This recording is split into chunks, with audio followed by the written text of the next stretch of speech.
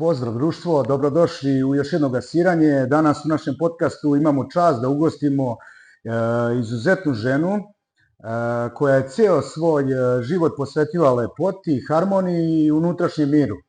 Ona je iskusni stručnjak u oblasti nege, lepote, instruktor joge sa dugogodišnjim iskustvom i strastveni putnik, posebno zaljubljena u Indiju, zemlju koja je inspirisala i oblikovala. Kroz svoj rad ona povezuje mudrost istoka i praktičnost zapada, pomažući ljudima da pronađu balans i oslobode svoju unutrašnju lepotu. Pridružite nam se dok zajedno istražujemo njeno fascinantno putovanje, filozofiju i životne lekcije. Počinje još jedno gasiranje. Moja gošća Slavica Popara, ili poznatija kao Jaga. Jago, dobrodošla u gasiranje. Hvala ti puno na ovako lepoj najavi. Ja prosto, lepo je to čuti i prosto se i sama podsjećam na sve to što si sada nabrojao o meni. Podsjećam koliko je to u stvari puno u životu što je prođeno i što je ostalo kao iskustvo. Kako si prvi put otkrila jogu i šta te je privuklo ovoj drevnoj praksi? Pa ovako, počet ću na primjer od toga da je život zaista jedno čudo samo po sebi i da sve to što mi se nešto iščuđavamo za neke neobične pojave, za neke, kako to kažu, paranormalne pojave, mada bi to trebalo prestati tako nazivati, mislim da je najmagičnija i mističnija pojava sam ljudski život. Tako da, kada bih počela da pričam o tome kako sam ja krenula sa jogom, ja ne znam gde bi taj početak zaista i bio, jer sve više života što prolazi shvatam da sam ja to verovatno bila i u nekom svom detinjstvu i kroz odrastanje, ali znate, mi toliko ne znamo o sebi i tokom života saznajemo, pa onda shvatimo da to što radimo, a recimo da radimo iz ljubavi, da smo na nekom svom putu, u stvari jeste priča koja se dešavala i pre toga da sam ja toga bila svesna i da sam ja to sa nekom namerom. E pa tako i joga, znate. Kad sam ja bila devojka, to je bilo poodavno, o jogi se pričalo kao nečemu što je loše, što je strašno, što nikako to ne sme, to je jednostavno bilo takvo razmišljanje i takve su bile... jel? Pa recimo i tako. Da se to protivi veri, da se protivi... Mislim da i dan danas to neki ljudi tako razmišljaju. Znači, nisam mogla dobiti saznanje u porodičnoj atmosferi od svojih roditelja ili čak od svojih prijatelja, drugarica, jer se niko time nije ni bavio. A znate, uvek smo mi iz manjih gradova malo i odsečeni od tih centralnih zbivanja u velikim gradovima ili u velikom gradu kao što je Beograd, pa tamo je još i bilo tih pojava, ali pazite, ni na pamet mi nije padalo da idem i da se nešto interesujem po Beogradu. To naprosto tada nije bilo tako. Međutim, odluke u životu koje sam donosila bile su toliko iznenadne i nekako određene mojim trenutnim osjećajima, da sam više puta u životu presekla događaje vrlo bolno, vrlo naglo, ali iz ljubavi i smatrala sam da to što radim da je to potpuno ispravno. Trpela sam posledice zbog toga i moraju, sve je uzrok i posledica, znači morate istrpeti posledice, ali nijednog trenutka... Kako misliš posledice to? Posledice u smislu toga da, znate, kada krenete da neke odluke u životu donosite i o njima ne razmišljate, nego jednostavno krećete. I ne razmišljate ni o posledicama, ni o dobiti, da li će to sigurno biti, da li će, onako to deluje malo, to je ta i mladalačka energija, to deluje onako malo kao da udaraš glavom o zid, što ja negde i podržavam, znate. Tako da dođu posledice tog nerazmišljanja, nego jednostavno ulećete u neke stvari, onda morate malo i da se opravdavate, da se čupate, da vidite gde ste, šta ste i tako dalje. Tako sam ja svoje studiranje bukvalno presekla sa tim da sam htela da pevam. I onda sam počela da pevam, ja prvo nisam uopšte o sebi mislila sam neka pevačica, ali takav je sticaj okolnosti bio da sam se našla u grupi mojih školskih drugova koji su svirali rock, pop i tako dalje. I nama se, da sada ne pričam celu priču, ukazala prilika da mi budemo jedan pop bend u Beogradu, I to ni manje, ni više nego da sviramo u Mažestiku. Znate, što je tih 80-ih, 84. 5. godine bilo, pazite, ja i sad mislim kao da je bio san. Jer sam bukvalno roditeljima rekla idem da pevam u Mažestiku, gde su bili očajni, gde su mislili da sam upala u neki problem, u nešto, što uopšte nije bilo tako. I tako, to iskustvo i taj presek je doveo do drugog preseka, pa do trećeg, ja sam ceo svoj život tako istumbala na opačke. To je dovelo do posledica da sam imala teške saobraćajne udese iz kojih sam se izvukla Božijom voljom. Ne odlučujem ja o tome, kao što ni o mnogo čemu ne odlučujem, to je Božja volja. Iz cele te priče, ja sam u oporavku svom, znači to je bilo 87. godine, 8. Ja sam u bolnici jer sam bila izolovana kao težak, ne bolesnik, nego sa teškim telesnim povredama, opasnim po život, da se ne bih nečim zarazila i tako dalje. Bolnica je tada bila jako, zaista ekspeditivna i vrlo se dobro radilo.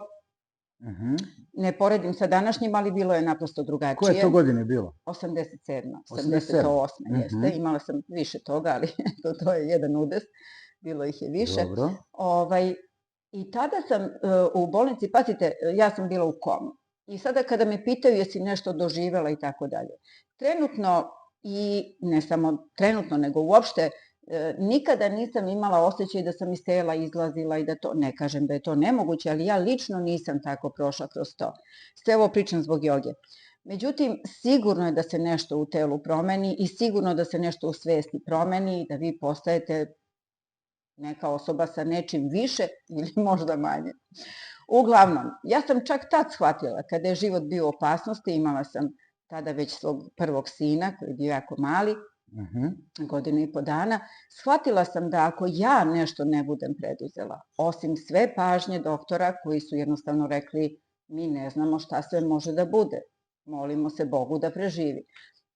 I to saznanje, sama sa sobom, izolovana u sobi, kada sam shvatila da li ću ja preživeti ili neću, zavisi od mene. Ovo nije nikakva patetična priča, da se razumemo. Ovo su vjerojatno mnogi ljudi doživeli. Ja sada pričam... To je neko produhovljenje, da kažem. To je... Šta čovek preživi, kad mu se nešto dogodi, on onda... Pa to je jednostavno neko osvešćivanje i života i sveta oko sebe i svega. I to tad u tom trenutku koji je izgledalo tako kako je izgledalo. Znate, kada neko vreme prođe, vi onda posle nekog vremena tu istu stvar vidite malo drugačije. A već u zrelim godinama vidite je potpuno drugačije. Kroz neku zrelost koju ste prošli. Dakle, tada sam shvatila da ako ja nešto ne učinim, da ja to neću preživeti. I onda sam počela polako da se krećem, da se istežem, da nešto radim, da oživim i tako dalje. I moj oporavak je išao brzo i vrlo uspešno. I eto, ljudi su pomislili da je prosto to tako moralo da bude. Ja sam znala da ja imam udela u tome. Tada sam neosvešćena do kraja pretpostavljala, a sada znam. To je sve to što je joga. To me je verovatno ili sasvim sigurno uvelo u svet kojim se ja danas bavim i to je definitivno moj put. Ili barem jedan od mojih puteva. A koje su najveće koristi joge za telo i um i iz tvog nekog ličnog i profesionalnog iskustva? Da, pa evo sada ću ti... Sad si nešto pomenula. Jeste. Ovako, na čoveka utiču okolnosti. Znači, mi ne možemo da se izolujemo od dešavanja koja su takva kakva jesu danas vrlo burna i ljudi žive pod pritiskom. Znači, da bi to sve izdržali, da bi to sve uspeli, moraju da se posvete sebi na neki način.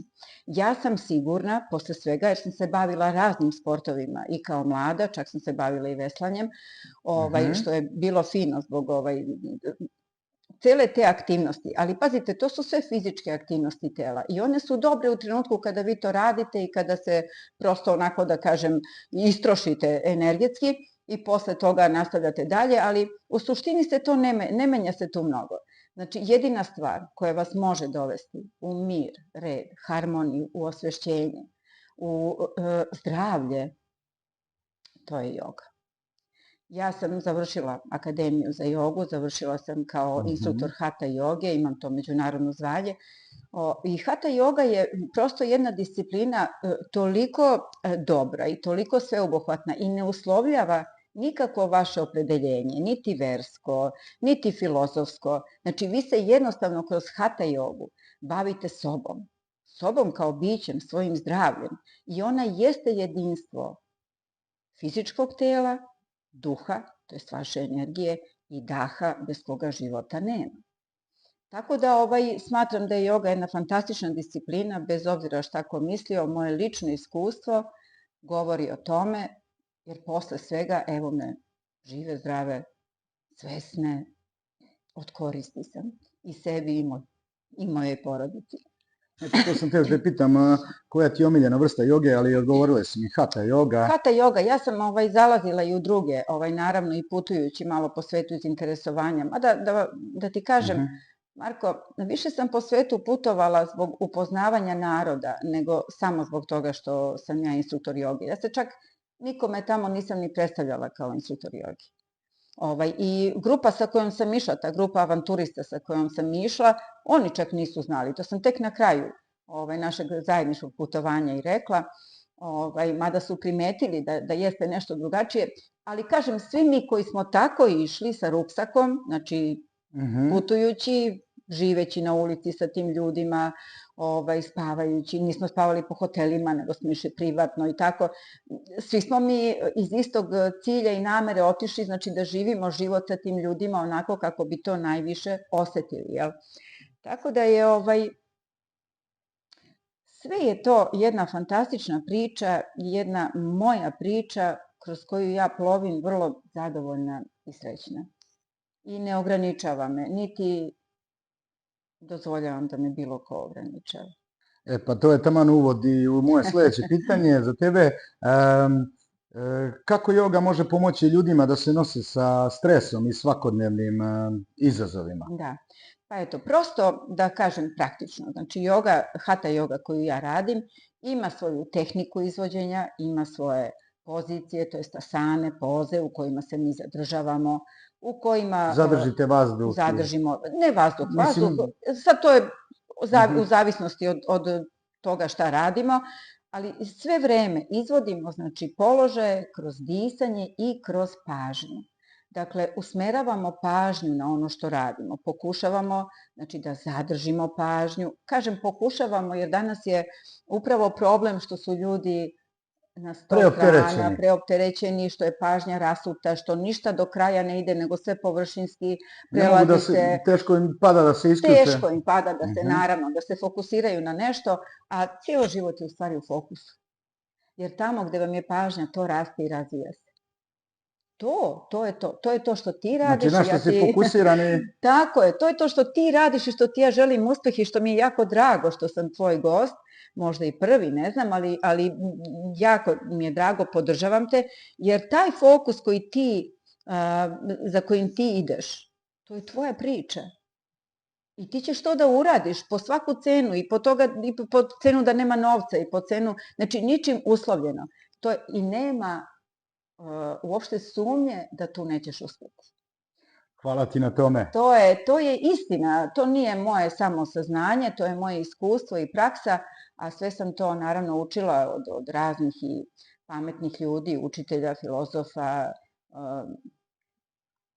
pa i mojih prijatelja danas puno koji su ovde moji gosti, vrlo rado dolaze i organizujem ta predavanja. Znači, Hatha yoga je disciplina u kojoj kroz tehniku disanja i pokreta ti stvaraš jedan osjećaj kontrole nad sobom. A kada sebe možeš da iskontrolišeš, ti onda možeš da iskontrolišeš i stres, što je najveći problem danas. Jer kako rekao dr. Vladeta Jerotić, sve bolesti nastaju samo iz jedne stvari, od muke i tegobe. Dakle, kada to uspemo da iskontrolišemo, da stvari spustimo na jedan nivo harmonije, mira. Pazite, ja ne kažem da je to lako. Ja i dan danas isto to radim. Ja nisam naučila pa sad znam. Ne. Ja ništa ne znam. Ti non stop spoznaješ, da kažem. Non stop. To je neverovatno koliko god da ti nešto naučiš, vidjet ćeš već sledećeg dana da nisi sve naučio. I da što više znaš, stvarno manje znaš. jer prosto sagledavaš tu celu širinu svega koliko je ona ogromna. I ja se samo bojim da do kraja moga života neću naučiti to sve što me interesuje, jer to je toliko dobro. Ne samo naučiti, nego razumeti to, jel? Nije stvar samo naučiti, nego razumeti, primeniti u praksi. Videti od toga neke koristi, dobrobiti, ne samo za mene, nego prvo za mene, zato što ja kad sam dobro, ja to dajem drugima. Je tako? Ono što nosiš u sebi, to i deliš i to je prosto tako. To zračiš. To zračiš i to je tako. A šta tebi znači, šta za tebe znači balans između tela, uma i duha? Pa balans između tela, Uma duha, i duh. da, tela, duha, pa duh, uma, Mhm. jeste upravo da kažem, to sazrevanje ličnosti da uspeš da iskontrolišeš sebe. U svim mogućim situacijama i položajima. Da se umiriš. Ne da se umiriš da budeš mrtav čovjek. Znate, kad kažu... Ne, da se smiriš, to sam mislio da kažem. U nekim stresnim situacijama. Da iz mira pokušaš da posmatraš stvari, da ih razumeš, da ih osvestiš u sebi i da ih na neki način prihvatiš ili... Znači, mi moramo da prihvatamo situaciju kakva jeste i da u takvim situacijama izvlačimo najbolje što je moguće od svega. Za mene je to. Sad pazi ovako, dragi moj Marko, ja bih mogla da pričam sve teoretski i mogla bih, znači, svo to znanje koje sam završila, a završila sam puno kurseva i neurolingvistički program i to, pa ja sam svuda, zaista, zato me i zna, mislim, dosta ljudi iz Beograda me zna, posebno iz mojih generacija, ove mlađe ja ne poznajem dovoljno, ali svi ti stariji, mi se svi poznajemo, svi smo zajedno nekako i kretali i počinjali, ja sam sve moguće pratila, išla na sve seminare i iz neurolingvističkih programa, iz joge, iz qigonga, tu sam istekla prijatelje koji su posle i dolazili, tako da iz svih tih sveukupnih mojih saznanja jeste ovo što sam ja danas i ovo što ja danas radim. Vrlo sam specifična i mislim da su svi na kraju krajeva takvi.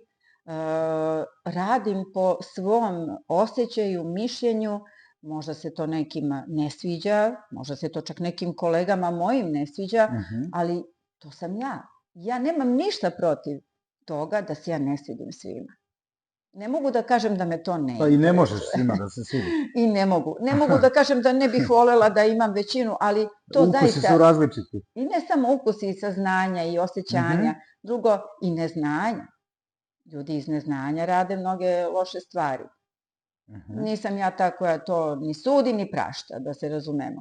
Ali naprosto, recimo, ja sam prva, ako imamo vremena da ti to kažem, pošto sam počela sa svojim predavanjima, ni to uopšte nisam planirala, zaista nisam, ali sam bila pozvana od dragih prijatelja i poznanika da držim časove joge na Rcnju, pošto sam ja tamo vodila i svoje seminare sa mojim joginama i tako dalje, i ostaviš negde neki utisak, nekome se dopadneš, pa te oni pozove, i tako sam bila pozvana. I kad sam prvi put otišla da držim svoje prvo predavanje, naravno malo i uzbuđena, malo onako, da kažem, ne nesigurna, ali naprosto sa jednom tremom, blagom, kad sam izašla, kasnila sam na to predavanje jer nisam znala gde je tačno. Znači, došla sam i čak sam se javljala mojima i rekla, ja sam došla, nikog nema, Bože blama, kako sad da kažem da nisam imala publiku. Međutim, publika od 70 ljudi je bila iza tog restorana gde smo mi bili.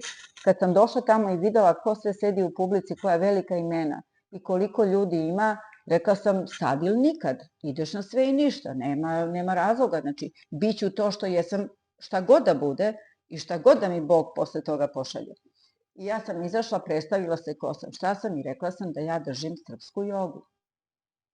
Da li može da zamisliš kako je to, da kažem, kakvu reakciju je izazvala ta moja rečenica? Zašto sam to rekla? Ja od tada, već 2 godine, tragam. Zašto sam ja to baš izjavila među ljudima gde je bila Njegosava Grabovac, gde je bio Dalibor Purhmajer, gde su bili mnogi poznati ljudi koji se bave ozbiljno i vedskim znanjem i poreklom Srba i tako dalje. Zato što proučavajući i našu civilizaciju, tu srpsku civilizaciju, poreklo Srba, došla sam do nekih saznanja da se i u to vreme, čak po nekim ostacima, da su se primenjivali joga položaji. Da su ljudi i zakopavani u tim nekim položajima asana i tako dalje. Naši, znači iz Vinče, Lepenski vir, da. Znači to je pre 8000 godina, 5 do 8000 godina.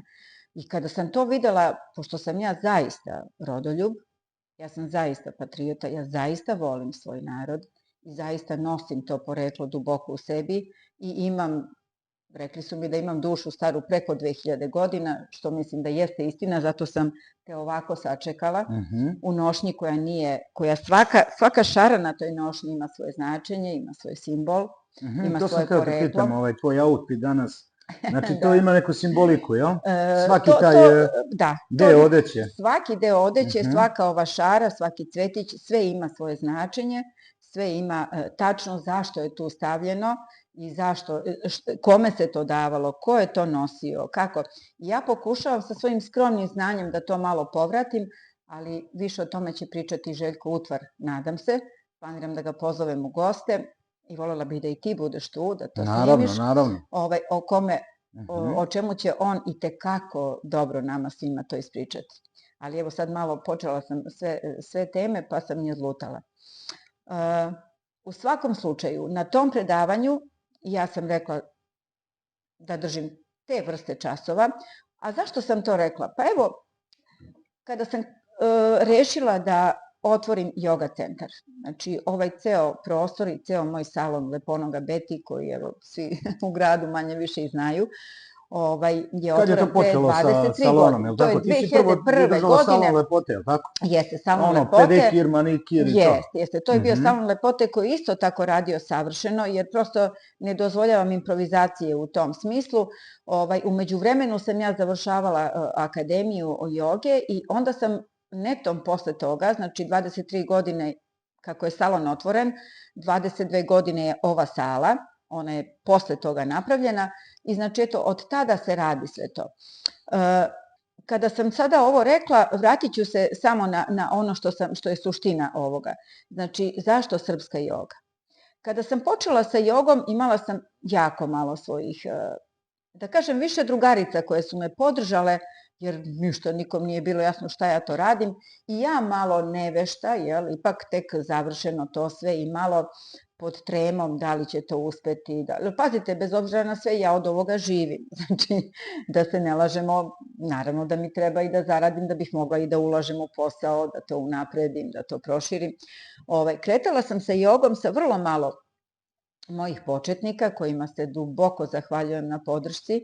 Tada u početku kretala sam malo nespretno, čak sam imala oko sebe te podsjetnike kako ću da radim, šta koja pozicija znači, da nešto ne kažem pogrešno, kako to, pa onda sam sama sebe kontrolisala da dišem, pa dok dišem kako ću da pričam. I onda sam shvatila jednu stvar, posebno na putovanju kroz Indiju koje je trajalo više od mjesec dana.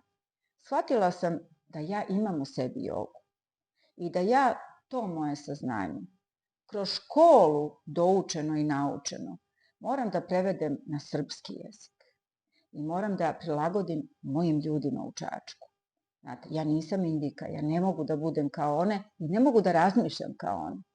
Mi možemo da budemo u ljubavi kao narod i ja imam puno prijatelja svuda po svetu, ali ne mogu biti to što oni jesu, nego mogu biti ovo što ja jesam. I onda sam počela polako tu jogu da prilagođavam nekom svom mentalitetu naroda. To nije bilo da bi im se dopala, nego to ja jesam. To ja jesam.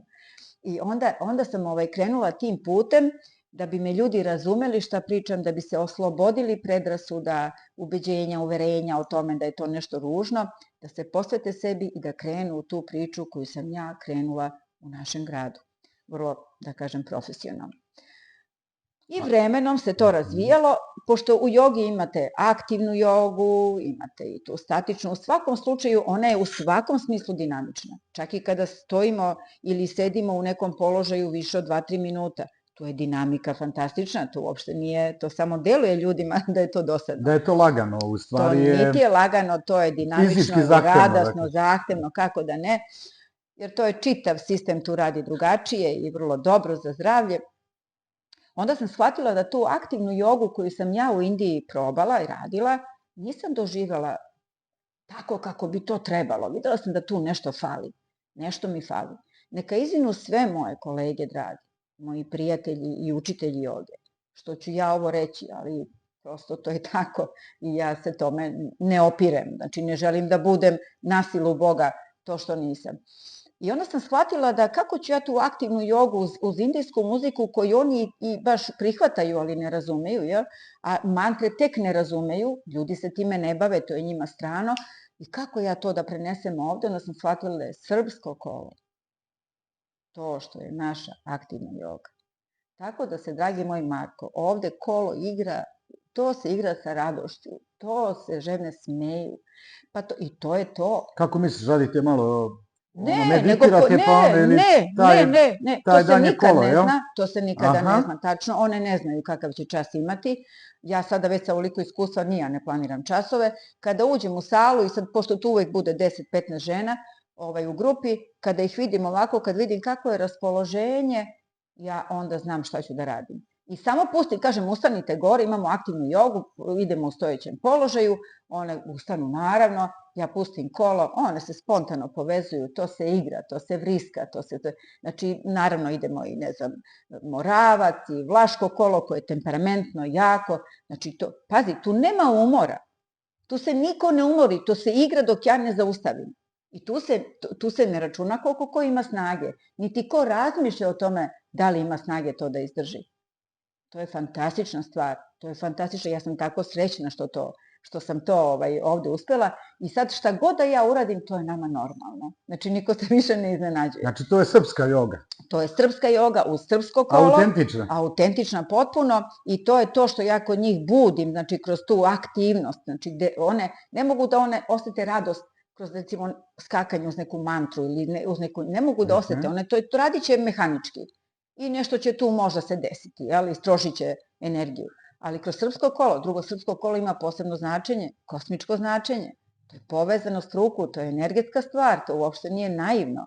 Ali o tome neću ja da pričam, o tome će pričati moji gosti. A postoji li neka greška koju početnici prave u jogi i kada krenu sa vežbanjem joge ili primjenom joge i da li bi im dala neki možda savet?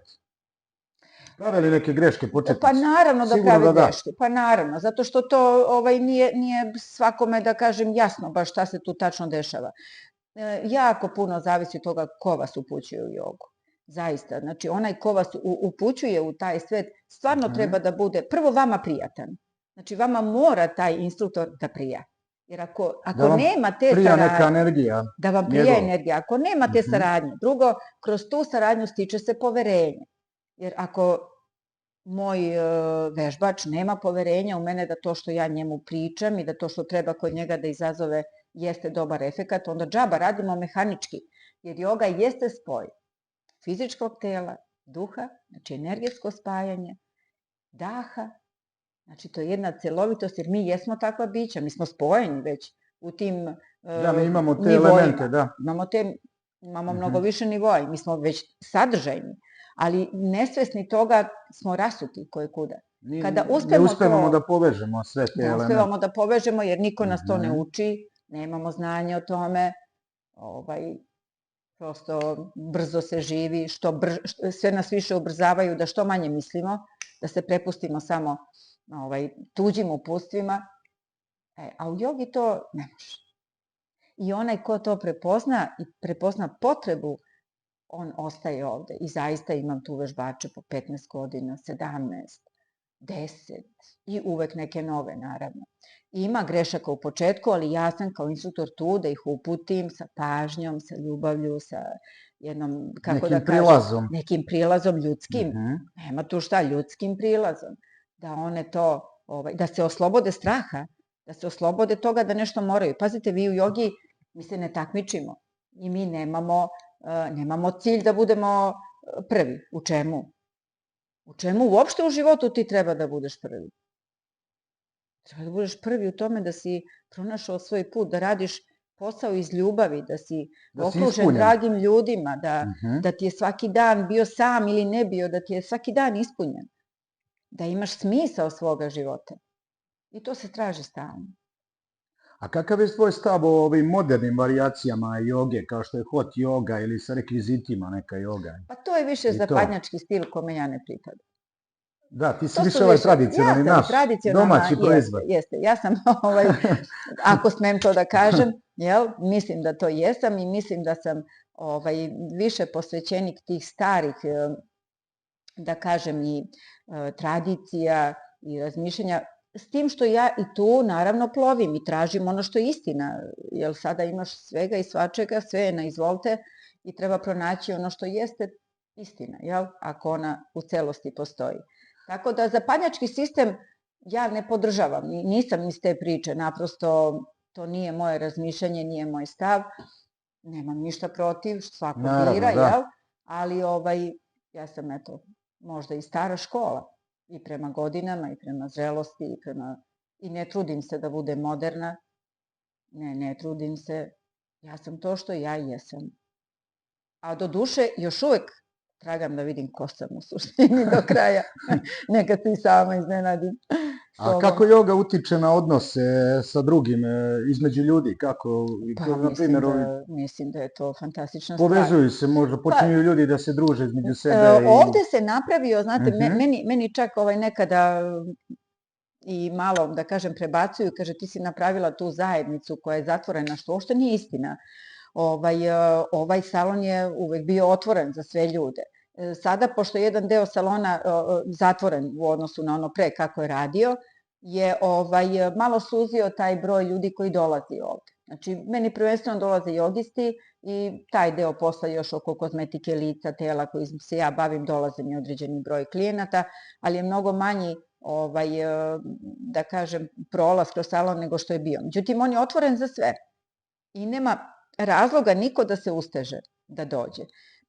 Jesu mi zaista to dugo određene žene, joginice, ja im se beskrajno uvek zahvaljujem i kažem da ih volim, jer pazi, kako bi ja živela svoju ideju, kako bi ja uopšte živela ovo što živim, da nema njih.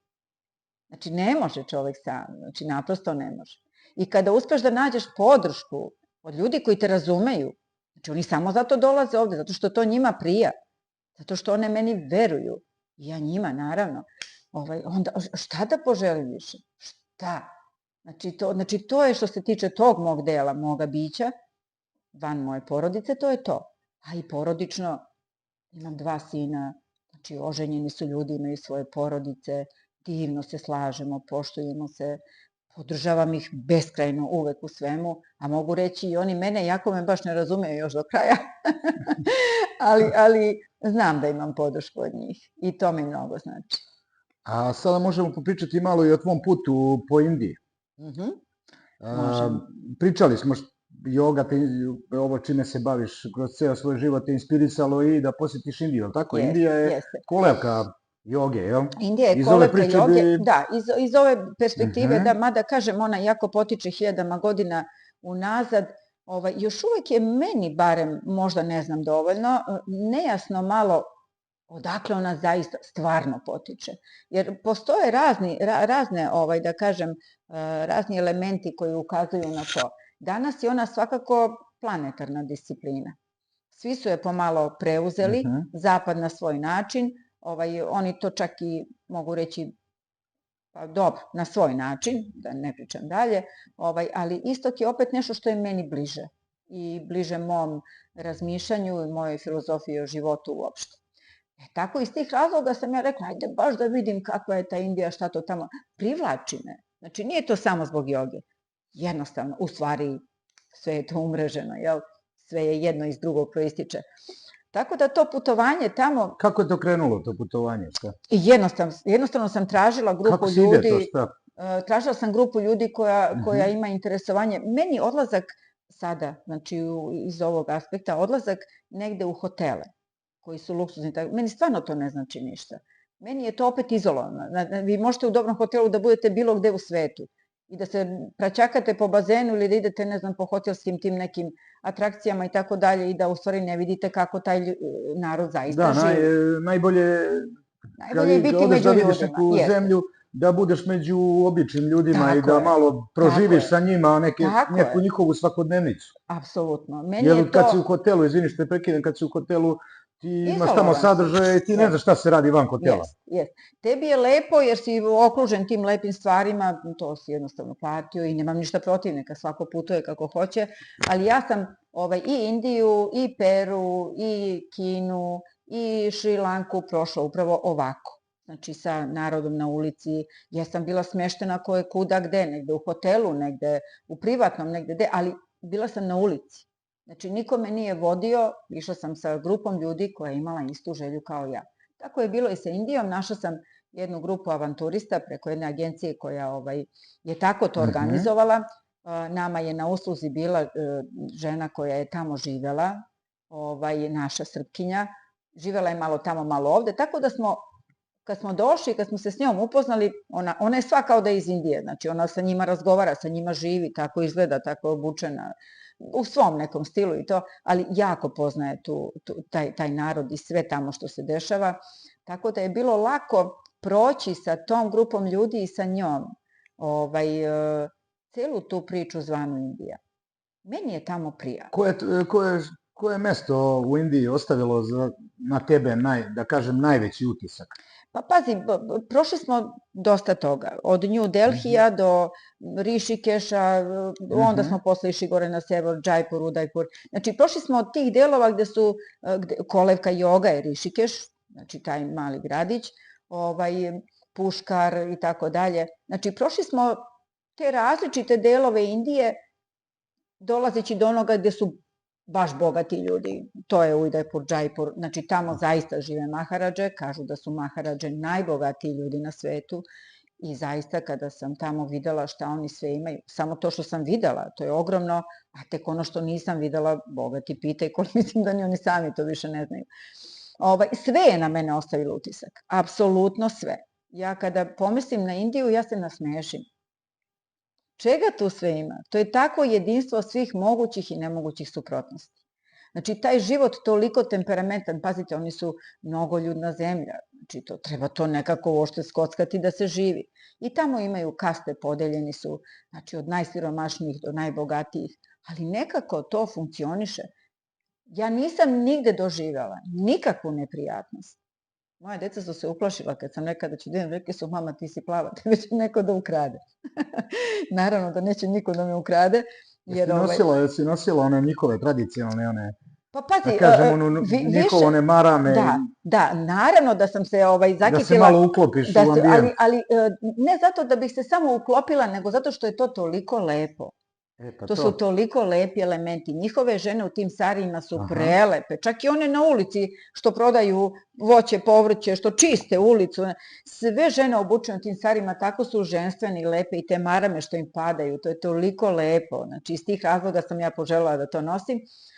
Druga stvar, ja sam poštovala pravila te zemlje u kojoj jesam. Znači, nisam išla kako ne treba, išla sam kako oni to naprosto po njihovom, da kažem, njihovoj kulturi, po njihovim kodeksima i zato nisam nikakvu neprijatnost izazivala, osim što sam izazivala pažnju jer sam tako bela i plava i stvarno kada stanem pored njih ja vidim tek koja je to razlika u boji kože, u kosi, u izrazu lica, tako da sam im bila zanimljiva što sam tako plava i jedino sam u grupi bila ove puti i ove boje kose, da nisam mogla da prođem više od slikanja, stajali su svi od male dece do starijih, da se slikamo zajedno, to je to njima nešto značilo, pa i meni u krajnjoj liniji. Tako da moje razmišljanje o Indiji, ja sam pisala posle dolaska, napisala sam moj putopis koji je izašao i ja sam je beskrajno zahvalna, Mija Topalović ili Anima Mudi, koja je prva pokrenula elektronski časopis Refresh Your Life, pozvala me da napišem putopis, jer sam pre nešto za nju napisala, pratila je moje Facebook stranice gde sam ja pisala neka svoje razmišljanja, tako mi se obratila da bi voljela da ja nešto napišem, počele smo saradnju i ja sam napisala svoj putopis o Indiji za taj časopis, On je posle izašao i u našim lokalnim novinama i bila sam gost kod našeg Dušana Darijevića, malo u razgovoru o tome. Tako da o Indiji mogu pričati sve lepo. Mogli bi sada pričamo 5 dana o Indiji. Mogli bi, ali I nećemo. generalno Naravno, da, nećemo. Biće prilike i druženja. U svakom slučaju, različitost između ljudi je za mene pravo bogatstvo. Ja prvenstveno kada pričamo uopšte o ljudima i kada pričamo svemu vezano za čoveka, zaista mi je najvažnije da je čovek dobar čovek. Da je čovek čovek, da ima osjećaj, da ima pažnju, da ima obzira. Znači, to mi je prvo u svakoj komunikaciji, a tek onda sve drugo. Ja sam se tamo da ne bude sebičan. Sve te loše emocije. Da ne gleda samo sebe malo. Pa eto, ima puno toga. Naprosto to se prepoznaje, Marko. To se prepoznaje. Znaš, to je ono što kažu, ljudi ne veruju u ono što ne vide. A nemoguće je da ne verovati u to, jer mi imamo osjećaj kad sa nekim sednemo, da li nam ta osoba prija, da li nam ne prija. Imamo osjećaj kada hodamo ulicom, da li je taj ambijent nama prijatan, nije. Znači, to su osjećaji, to su najsuptilnije tanane niti, to je ono što ja radim kroz jogu.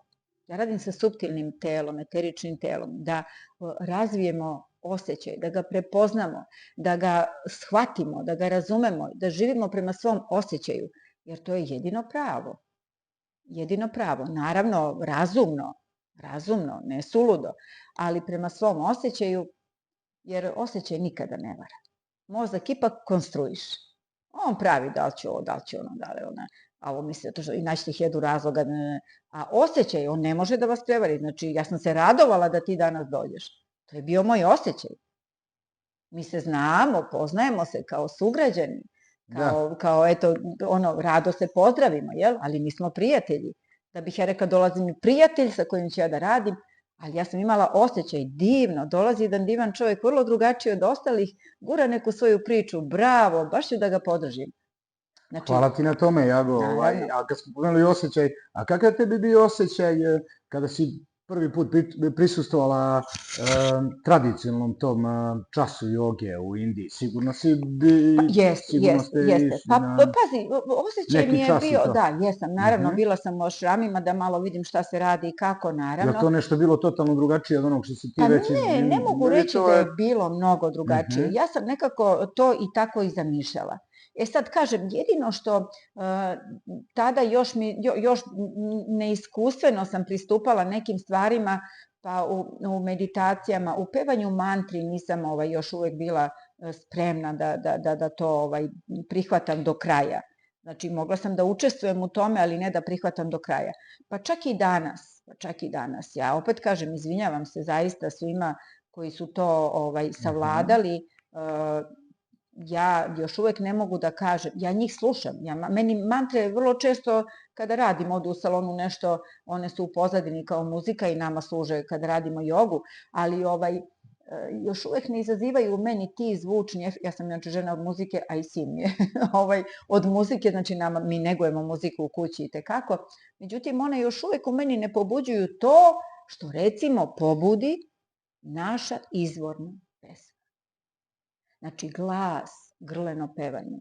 Kada čujem 4 žene ili 4 muškarca da grleno pevaju, te stare naše izvorne, ja sam u potpunoj meditaciji. U potpunom sam, znači, jednoj sreći, radosti. Znači, to je ono što moje telo, moje unutrašnje biće prepoznaje kao moju mantru, moj zapis, moj kod na mom jeziku, jer pazite, srpski jezik spada takođe među najstarije jezike. Nisam to ja izmislila. Postoje dokazi, ja pretpostavljam da ti znaš da o našem narodu se ne zna mnogo i pričaju se laži i sve je laž.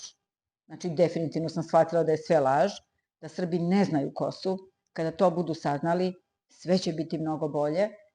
Ja dovodim upravo moje drage prijatelje koji o tome pričaju, koji ozbiljno to rade, koji su ozbiljne knjige napisali, jer srpski jezik je jako stari jezik. Sanskritski jezik kažu da je najstariji. Međutim, ja se danas zaista pitam da li je to baš tako. Jer srpski jezik i sanskritski imaju sada već, ja mislim, bilo je 800, sada mislim preko 1000 reči istih, potpuno istih, istog značenja. Recimo oni kažu matra za mater, sad, niko, to su sve iste reči. Ima, ja sam čak ovde neke i zapisala da ih pomenem, da ne bude da pričam na pamet. Znači mač, to su iste reči, onda kada, sila, ustha, usta. Znači, toliko imamo istih reči. Sad, postoji jedna razlika. Srpski narod je postojao, a sanskritski nije. Tako da, eto, kažem, i ja saznajem sad svašta nešto, jel? Ništa ne tvrdim, ja učim, ja saznajem, a šta prihvatam? Prihvatam ono što moje unutrašnje biće prepoznaje. Tako da mi na časovima, na kraju časa, vrlo često pevamo pesme koje su pevljive, koje su na srpskom jeziku, od tih starih izvornih, pa ti ja bih voljela da jednom, bit će možda i za to prilike, snimiš jedan moj čas i da vidiš kada se čas završi i kada ja pustim muziku i kada one pevaju. Žene su srećne. One odavde izlaze nasmejane. One pevuše i kada izlaze odavde. Znači, to je to. Da pevaju na sanskritskom, ja ne znam da li bi nastavile da pevaju i da li bi pevušile. Možda kada bi dovoljno vežbali, kada bi se samo time bavili, možda bi bilo tako. A ovako, ne znam, ja prosto idem kako ja mislim da treba i imam za to podršku od njih i to je to. A kako bi motivisala ljude koji se osjećaju preopterećeno da probaju jogu ili da krenu na put unutrašnjeg istraživanja? Vrlo često sam ja to Malo smo pričali, organizovala. ljudi su dosta preopterećeni danas i ovim stilom života Ja i to. to apsolutno sve razumem, vidim i po svojoj deci, naravno. I preživljavanje i svašta što se dešava i to. Naravno, i tekako to sve ima uticaja na nas, kao što i cela atmosfera, ne samo u ovom gradu i u ovoj zemlji, nego na planeti utiče na nas. Mi smo međusobno, znači prvo svi povezani. Svi smo međusobno, na bilo kom kraju planete. Energetski smo svi povezani i sve na nas utiče. Sad, kako bih? Ja sam toliko često organizovala... Kako ljudi da prelome to, evo sad, svi gledaju ovu priču koju ja i ti pričamo i kako da se odluče na taj korak da... Pazi, znaš kako? Da se jave, da dođu, da pokušaju, da vide da to nije teško, naporno, da sve čovjek može ako želi da savlada i to. Samo ima jedan način, da dođe i da proba. Pa da. Nema drugog načina. Pazi, ja prvo nikoga ne ubeđujem. Znači, nikoga ne ubeđujem. Znači, ja govorim moje iskustvo i govorim ono što radim. Neko će prepoznati, neko neće i to je normalno. Ali ne postoji nijedan drugi način, znači da ti o nečemu nešto saznaš, nego da dođeš, da vidiš i da probaš. Organizovala sam 4 godine na stazi, svakog vikenda, subotom i nedeljom, u 7 ujutru čas joge. Za sve. Znači, ja sam, koliko sam časova naplatila, toliko sam uradila i da nisam naplatila. Znači, organizujem recimo petkom, kada nemam drugih obaveza, organizujem čas joge za slobodan ulaz, da može da dođe da proba ko hoće. Sad, možda moje informisanje o tome nije dovoljno, jer ja na mrežama to obaveštavam na Facebooku, na Instagramu, ali planiram da se malo edukujem u tom smislu, moram, i da malo proširim, da kažem, broj gledalaca i informacija, jer sve je danas informacija, tako da na taj način, ne iz želje da ja ovdje imam neku veliku gužvu, meni je sve više do smanjenja gužvi, ali nema veze, smatram da je moj zadatak da prenosim to što ja znam, svakome ko želi, tako da nema drugog načina. Znate, ja to stalno kažem o mojim joginicama i uopšte prijateljima i svima sa kim pričam, znaju moj stav. Kad te nešto mrzi, tad uradi. Samo nemoj mrzi me. Mrzi me, to je najgore što može da vas samo vraća. Znači, nemojte da vas mrzi. Mene da je mrzelo da odem u Beograd ujutru, znači svakog vikenda, da se vratim u noć, da ostavim decu samu, da kažem mama će da dođe, uradite to, to je sve bio rizik, jel? Da me je i jedno mrzelo, ne bih ništa naučila i ne bih ništa ni uradila u krajnjoj liniji. Znači, samo nemojte da vas mrzi. To je najgore što može da se desi. I probajte, vidite šta ko priča, šta naći ćete svoje mesto. Znači, svako je odgovoran za sebe. A ako bi mogla da sumiraš filozofiju života u jednu rečenicu, kako bi ona glasila? Samo ljubav i mir. To je sve što čoveku treba. Iz toga se sve rađa. Da je lako, uopšte nije lako.